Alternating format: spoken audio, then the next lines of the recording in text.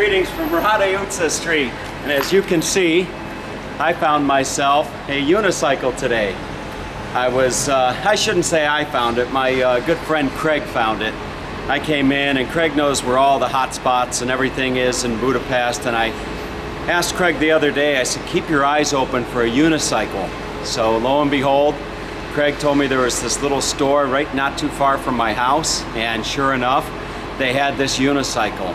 And it's a little smaller than the one back in California, but it will actually fold down and fit in my luggage. So it may sound kind of crazy, but zipping around on a unicycle is fantastic. It really gets you from point A to point B, and you can jump on the tram with it or whatever you need to do. So anyway, big day today. Today I am leaving for Warsaw. I thought I was only leaving for Warsaw today, but as it would turn out, I'm leaving for Warsaw and beyond. I was talking to a friend today, and I am going to Estonia. And I will be in Krakow. Well, I'm overnight train tonight. I arrive in Krakow tomorrow morning, and then I have 3 or 4 days in Krakow. And then I'm going to take a train up to Warsaw, and from Warsaw I'll spend the night in Warsaw, Poland. And from there I'll catch a flight up to Estonia. Tallinn is the capital of Estonia, and it's got one of the oldest, most well-preserved old towns in all of Europe, if not the world. I think it's a UNESCO site, or if that's how you pronounce it. Anyway, so I am looking forward to a great trip. I'm not sure when I'm going to be back here in Budapest. I have the apartment rented for the whole month of August, so I think I'm going to saunter my way through Scandinavia, as my dad would say.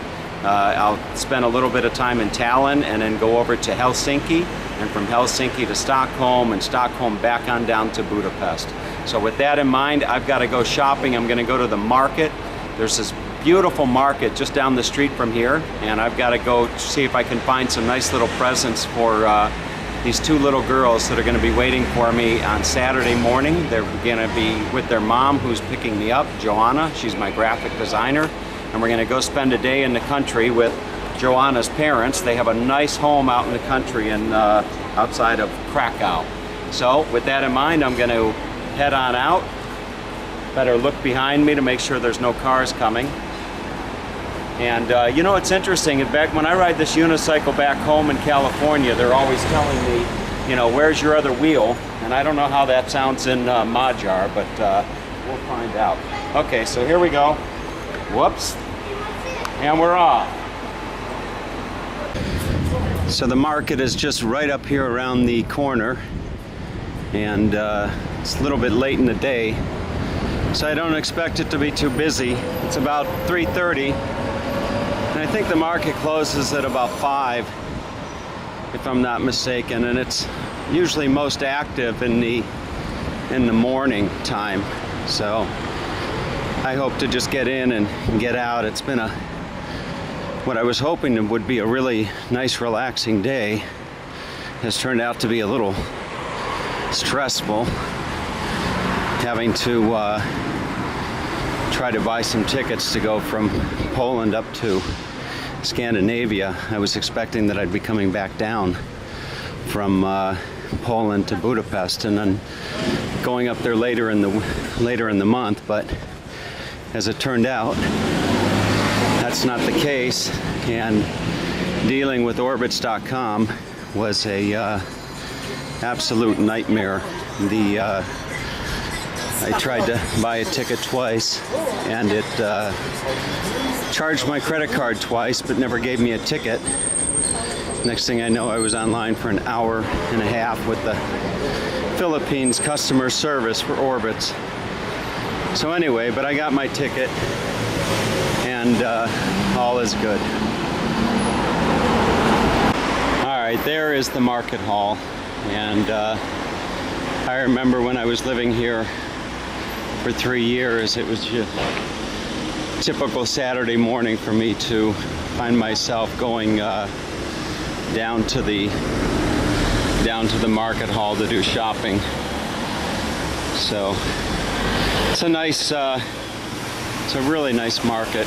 As I said in an earlier video, it reminds me of the market back in Cleveland, the West Side Market that I used to go to with my parents once a month. So we're gonna go on inside and I'll give you a look of what it looks like inside.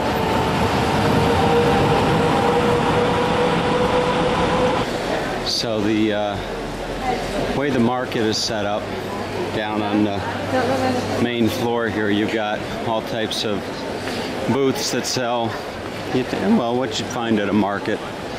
You have, you know, your breads and pastries and your fruit and your meat, and then you have some, you know, some souvenirs. There's a place selling the sausage and all that right there.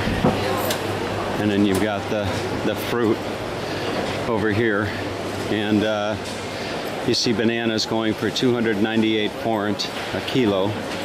So that breaks down 298, about 230 forints is $1.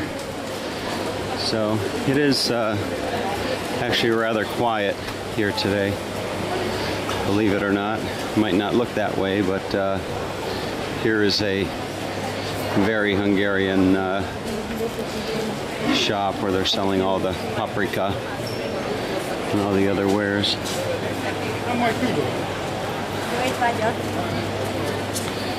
I can remember when I first moved here, or first visited here rather, how wide open my eyes were when I was seeing all this for the first time. And now it's pretty commonplace for me. But anyway, so down on this first floor, as I said, most of the fruits and vegetables, and then over here you'll have your meat. You see mostly chicken and pork over here. You can find beef, but nothing like you'd see in the United States or a lot of other countries for that matter. But anyway, so I'm gonna find my way upstairs because that's where all the presents are. Hopefully I can find something for the two little girls that I'm gonna be spending the weekend with. One of the girls' name is Sophie, and the other, I forget how to pronounce her name.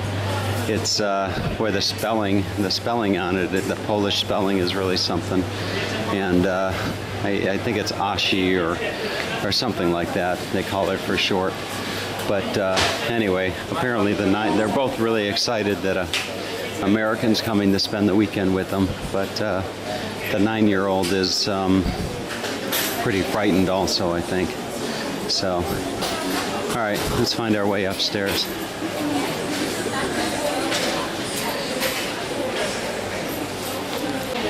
Having found my way upstairs, you can see it's all souvenirs up here, with the exception of the restaurants. There's some nice restaurants, so you can buy everything from small dolls here and chess sets. A lot of chess sets. You'll see a lot of chess sets. So you have all this. I can't imagine what these two little girls would like. I'm not sure, you know, what little girls like. Somebody told me buy them chocolate or something shiny. All girls like shiny stuff. So you can see here are some of the traditional clothing of Hungary there.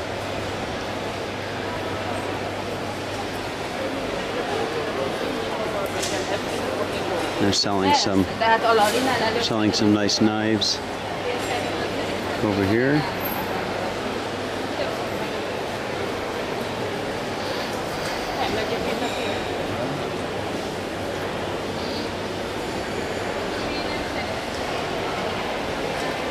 It is a really warm day here. It's one thing about if I travel again, I don't know necessarily I'm going to travel during the middle of the of the summer. I know that's when most people travel, but heat and I just don't do well. I don't like heat, and I'm sure that there's people watching this back in places like Cleveland, like my mom, who are probably just kind of rolling their eyes or smiling or one other expression or another, and it's because it's been hot back there. It's been a hot summer back in the States. That's for sure. Anyway, so I'm going to keep looking, and hopefully I'll find something for the girls. And here we have some women that are working that are just singing along.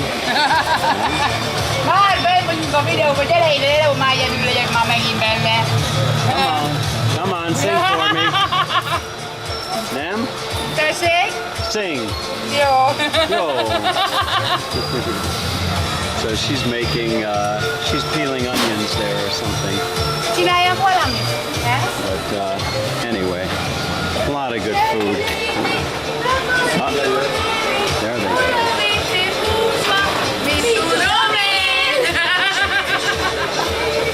All right. And here's some of the good Hungarian food.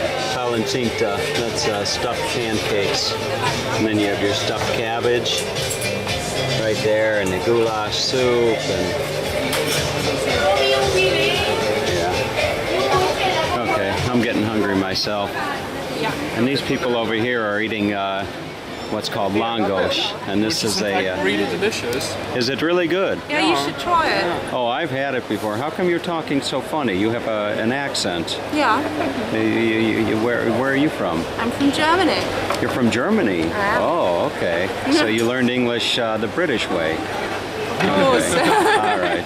So langos is it's a dish that it's fried bread basically. It's fried bread, and they put anything from cheese, and it looks like they have sugar on it.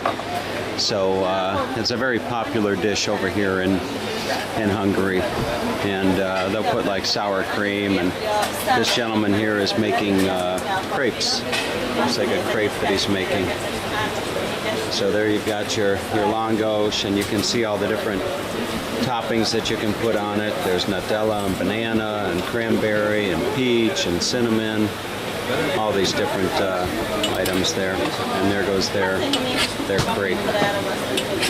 Okay, so I was looking around, and I don't know if this is good for a little girl or not, but it's a little box, you see? And it's a magic box. It doesn't open, but if you go like this and push this way and push back this way, and then the center, like this, will come down, and there is a key someplace. Aha.